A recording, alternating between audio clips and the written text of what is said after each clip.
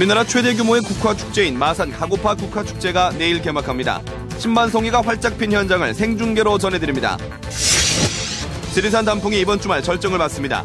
울긋불긋 물든 지리산의 아름다운 풍경을 취재했습니다. 대출 신청자의 개인정보를 팔아온 일당이 경찰에 적발됐습니다. 은행권에서 대출이 어려운 사람들을 표적으로 삼았습니다. 경남도청이 무상급식 예산 집행에 대해 경남도 교육청을 감사하기로 해 충돌이 빚어지고 있습니다. 결과에 따라 큰 파장이 예상됩니다.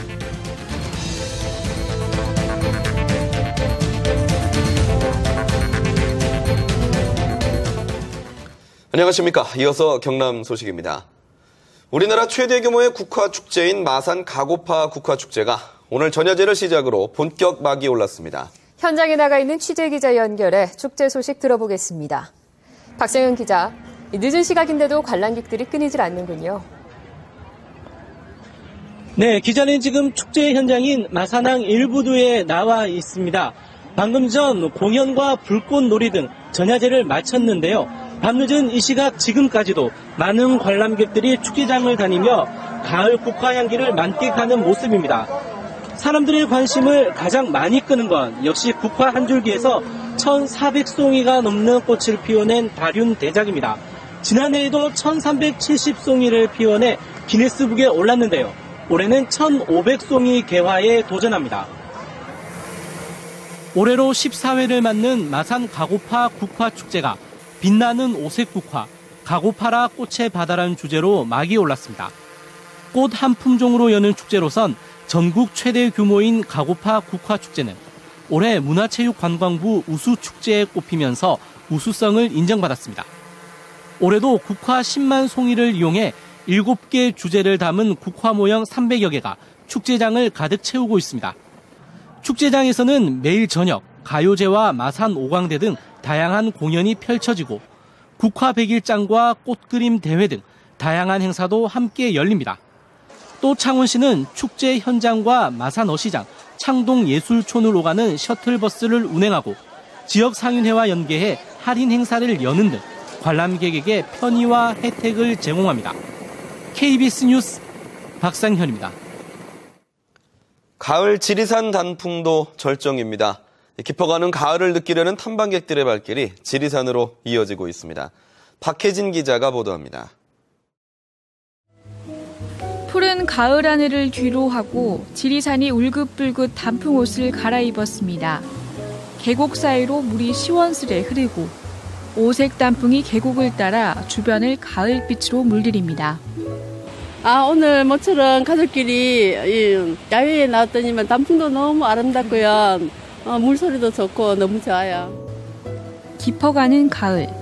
시원한 바람에 노랑잎, 빨강잎이 하늘거리고 자연이 빚어낸 화려한 절경에 탐방객들의 발길이 쉼없이 이어집니다.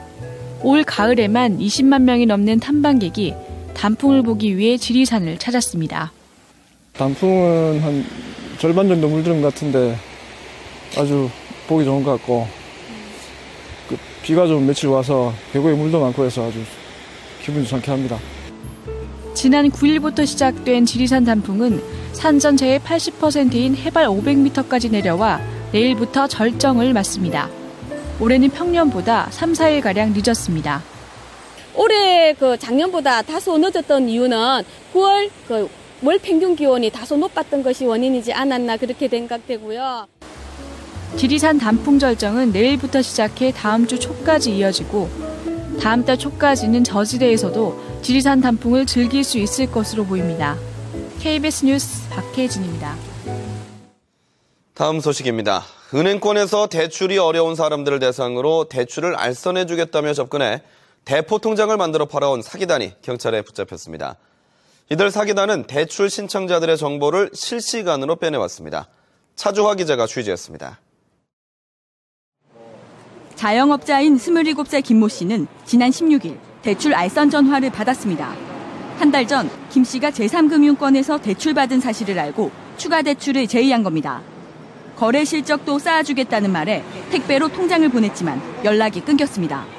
며칠 전에 제가 대출을 신청했었고 며칠 전에 대출을 했고 몇백만 원 승인이 났고 개인 통장을 하나 만들어주면 안 되겠냐면서 자신의 통장이 대포 통장으로 이용됐다는 건 금융거래가 제한받고 경찰 조사를 받고서야 알았습니다. 이렇게 본인 명의의 계좌가 대포 통장으로 이용된 피해자는 지난 6개월간 모두 786명, 하루 600건씩 모두 10만 8천여 건의 대출 정보가 실시간으로 사기단에게 유출됐습니다. 브로커를 통해 빼돌려진 대출 정보입니다. 한 달 이내에서 불과 하루 전에 신청한 대출 금액과 대출 진행 여부까지 상세히 담겨 있습니다. 대포 통장은 수십억 원대 전화금융 사기에 이용됐습니다. 그래서 대포 통장 계좌들을 피혐의자로 용의선상에 올리고 수사를 하게 되고 모든 계좌에 대해서 금융거래가 상당하게 제한을 많이 받게 됩니다. 경찰은 대출의 명목으로 수수료나 통장 등을 요구하는 것은 모두 불법이라며 주의를 당부했습니다. KBS 뉴스 차주아입니다. 경남도청이 무상급식 예산 집행에 대해 경상남도 교육청을 감사하기로 해 충돌이 빚어지고 있습니다. 광역자치단체 사이의 감사는 전국 처음으로 결과에 따라 다른 시도에도 영향이 클 것으로 보입니다. 천연수 기자의 보도입니다. 지난해 경남 17개 시군 90개 학교에서 무상급식 예산 집행 실태 조사를 했습니다. 84%인 76개 학교에서 인건비와 전기, 가스료 등으로 잘못 사용한 것으로 드러났고 경남도는 14억 원을 삭감했습니다. 지자체가 지원하는 예산은 식품 구입에 한정돼 있어 다른 용도로 써서는 안 된다는 것입니다. 경남도와 시군은 경남의 학교 무상급식비의 62.5%를 지원하고 있습니다. 올해는 822억 원입니다. 경남도는 무상급식 예산이 잘못 쓰여지고 있을 개연성이 있다며 다음 달 90개 초중고에서 감사를 하기로 했습니다. 급식 경비가 목적대로 사용되는지 도지사가 지도 감독하도록 규정한 경남도 학교급식 지원 조례가 근거입니다. 경남도가 경남도 교육청을 감사하는 사례는 전국에서 처음 있는 일입니다. 경남도 교육청은 반발하고 나섰습니다. 사전협의도 없이 경남도가 일선학교를 감사한다는 것은 지방행정 조직 체계에 맞지 않는 월권 행위라는 것입니다. 도교육청은 급식 예산이 다른 용도로 사용됐다면 공동감사로 해결될 수 있는 것이라며 경남도의 감사 철회를 요청하기로 했습니다. 하지만 경남도 감사관실은 이번 감사에서 학교 급식의 식재료 계약의 적정성과 금품 수수 등 비리 행위를 중점 감사 사항으로 제시했습니다. 경남도의 감사 결과가 경남도 교육청이 그동안 벌여왔던 감사 결과와 비교될 수밖에 없는 대목. 무상급식 예산을 지원하고 있는 전국의 타 시도로 파장을 미치게 됐습니다. KBS 뉴스 전현수입니다. 창원 도시철도 민관협의회가 도시철도 건설 계획을 폐지해야 한다는 최종 의견서를 창원시에 전달하기로 했습니다. 창원시는 이르면 이달 말쯤 도시철도 폐지 여부를 최종 확정할 계획입니다. 보도에 진정은 기자입니다. 지난 2007년과 2008년 개통한 대전과 광주 도시철도. 두 곳 모두 지난해만 350억 원 이상의 적자가 났습니다. 실제 이용객이 예측치의 20%대에 그쳤기 때문입니다. 창원 도시철도 건설의 타당성을 검증하기 위한 민관협의회. 지난 1년 동안의 조사와 회의 끝에 창원시의 도시철도 건설 폐지를 제한하기로 최종 결정했습니다. 건설비의 추가 비용까지 투자비가 1조 원에 달하고 개통 이후에도 해마다 300억 원의 적자가 우려되기 때문입니다.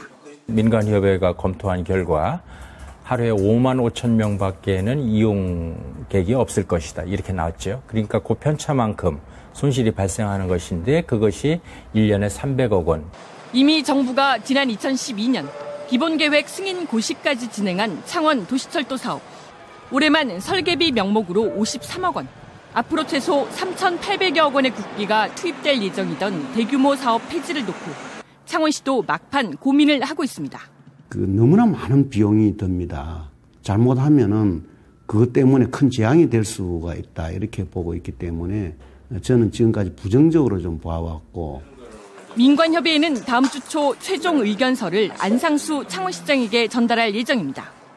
창원시는 민관협의회가 제출할 의견서를 토대로 이르면 이달 말쯤 도시철도 건설 여부를 최종 발표할 계획입니다. KBS 뉴스 진정은입니다.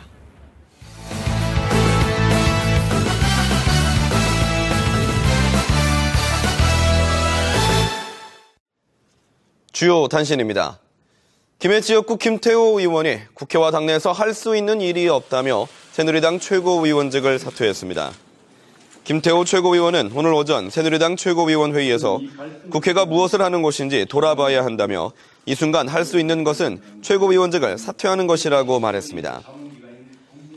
김태호 최고위원은 또 경제활성화법 통과가 절박하다며 이번 정기국회에서 당 지도부가 직을 걸어야 하는데도 개헌을 들고 나왔다고 비판했습니다. 국토해양부는 건설 논의 중인 지리산댐이 홍수 조절용이라고 밝혀 다목적 댐을 주장하는 홍준표 경남지사와 견해차를 보이고 있습니다. 국토해양부는 저수량 6,700만 톤 규모의 지리산댐을 홍수 조절용으로 짓기로 하고 사전 검토 협의회를 열고 있으며 다목적 댐으로는 검토한 적이 없다고 밝혔습니다. 이 같은 방침은 홍준표 지사가 식수 공급을 포함한 다목적 댐으로 지리산댐을 건설해야 한다고 주장한 것과 정면 배치되는 것입니다. 이와는 별개로 부산 경남 지역 시민사회단체는 지난 21일 목적과 상관없이 지리산댐을 반대한다고 밝혔습니다. 오는 28일부터 제주에서 열리는 제95회 전국체전 경남선수단 결단식이 오늘 창원 중앙중학교에서 열렸습니다. 이번 체전에 경남선수단은 선수와 임원을 합쳐 1,729명이 참가합니다.